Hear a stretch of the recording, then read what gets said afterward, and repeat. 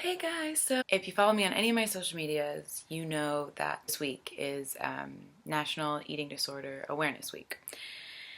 And the reason that's such a big deal to me, if you don't know already, when I was a junior in high school, I was 15 years old and I was diagnosed with anorexia. I've been struggling with it ever since then, so it's been about 5 years now. I started off with my story though. So like I said, when I was 15, remember one day during the summer, I was with one of my best friends at the time, and we went to Sonic. I had really never had any problems about like the way that I looked like up until this point. I always got vanilla Diet Coke from Sonic. Well, this time, I remember my friend got mozzarella sticks, and she offered me one. Something in my mind stopped me and was like, should you really be eating that? It was like out of nowhere. That was when I first like had any indication that like food was bad. That's where that started. Also at the time, my mom had just had my baby sister.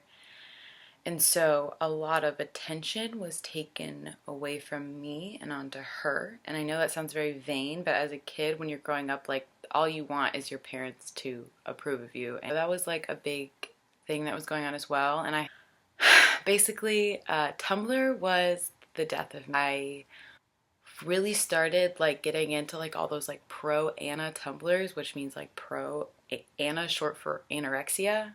And for some reason, my mind thought that was a good idea at the time. And I like that was such a big deal for me because there were other girls that were going through the same thing I were. There are other girls that were trying to starve themselves. There was other girls that were struggling with their body image, and I could relate to them. Like the thing I didn't know is that those girls pin themselves against each other to see who's losing the most weight or who's the skinniest, and I got sucked into it. That really wasn't good for me. I created this person in my head, and she was the perfect version of me. Her name was Anna, and she's the one who talked to me in my head. She was the one who said, you're fat, you're worthless, you're ugly, nobody loves you. You know, when I would go for a run in the middle of August, mind you, it's 110 degrees in Texas heat, and I would go on a 5+ mile run because I ate too many grapes that day. She was the one that was running in front of me, going faster than me. After all that was going on, I decided to create my own Pro Anna Tumblr. My friends who were also on Tumblr, anyways, they found out it was me. And on my 16th birthday, they printed out posts that I had posted and gave it to my parents. My mom was really scared. My dad was really scared. Everybody was really scared for me, and I didn't give a flying you-know-what. My parents started making me see a therapist. I was so, like, done with that. Like, I was not having that at all. Basically, she started making me have, like, a food log, and I would have to log my food for the week and then bring it into her the next week. Well, of course I lied. Some of my teachers at my school told my nurse, and my nurse called my parents a couple months later. So my mom took me to a nutritionist, and finally, after all of that, seeing a therapist for 2 months, going to my doctor, the nutritionist, that's when I broke down. That's when I was like, I'm only eating X amount of calories every day. She was like, okay, well, I'm gonna give Children's Hospital a call, and you're gonna be going there. I spent a couple months in Children's, got out, but the 2 winters after I got out, winter of 2012 and 2013, I relapsed both of those winters for a couple months. Random things pulled me out.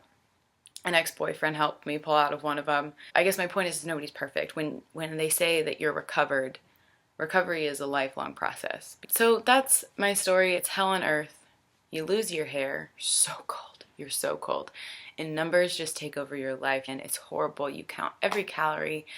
You think, at one point I was afraid of toothpaste, because I was afraid of the calories in the toothpaste. Like, that's how bad it can get. Anorexia has the highest mortality rate of mental illnesses because of how fast your body deteriorates when you're not nourishing it. So part 2 in this video is me laying down some facts for you guys about eating disorder awareness. The whole reason this needs to be a week, and you know, that we talk about it and that we bring it forward. So some facts for y'all who don't know anything about eating disorders.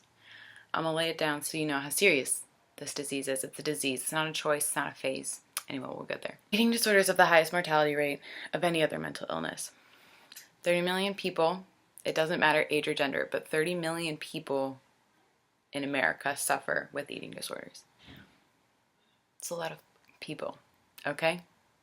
70% of people with eating disorders are not underweight. So that's a very, very, very common misconception that to have an eating disorder, you have to be like stick thin. Like, it's completely not true, which means they look normal. They look like the girl or the boy that's sitting next to you in class. And that's what a lot of people don't understand, is that they think that there's this like mold that someone has to fit to have an eating disorder, when in reality, a lot of people struggle with disordered eating, whether it's for a short period of time or a long period of time, and it does a lot more damage on their side of their body rather than the outside. So you can't see anything that's going wrong with them. 42% of first to third grade girls want to be thinner. Do you remember what you were thinking about when you were in first, second, or third grade? I was thinking about who I wanted to play with on the playground, or what they were going to serve for lunch in the cafeteria that day, or how to get out of PE because I didn't want to climb that stupid rope you had to climb. I was not thinking about the way that I looked. I mean, times have changed tremendously, and it's all our fault. I mean, diet culture is insane. Cosmo magazine. First page is how to get a beach body in 10 days. Second page, love yourself. Page 3, how to make the best chocolate cake in the world. What kind of message does that send to everybody? Like, which one are you supposed to believe? Eating disorders are a disease, like I said earlier. They're not a flaw or a choice. You don't just wake up one morning and go, I think I'm going to stop eating today. It's something that slowly develops over time. BED, like I said earlier, or binge eating disorder, is the most common eating disorder there is, but people don't understand that it is a mental disorder. Mentally, you have an unhealthy relationship with food. And most of America has an unhealthy relationship with food, whether it is one extreme or the other. It doesn't matter. It's an extreme, and it's not a healthy relationship. Another misconception is that only girls get eating disorders. 1 out of every 10 people with an eating disorder are male. Men have a lot of body issues too that we don't see as a bad thing. So like with women, we've realized that putting out this photoshopped image of a girl is wrong because that's not realistic. Look at any perfume ad with a guy in it. He's going to be completely ripped, completely unrealistic. Men can have eating disorders too. Do not put that stigma on anybody. 91% of women that were surveyed had attempted to control their weight through dieting. Like, just let that sit. That means that 91% college campuses that were surveyed, those girls didn't think they were good enough. Those girls thought that society would like them, or that the boy that they sat next to in class would like them, or the girl that sat next to them in class would like them. That's how messed up our society is. Eating disorders are not a phase. It's not a choice. You don't wake up, like I said, and want your life to fall to shit. Not something that you wish for. It is a mental disease. It's debilitating. It leads to your relationships falling apart. It leads to just being miserable about yourself all the time. You know, it's not a choice. You need to get that through your head. It's not a choice. End the stigma to mental illness, please. It is a real thing. But on the positive side, recovery is possible. I am a living, breathing outcome of having an amazing support system. And recovery is possible. Recovery is a beautiful thing. To end this video, I would like to thank a couple people, my support system. Shout out Megan McKenna.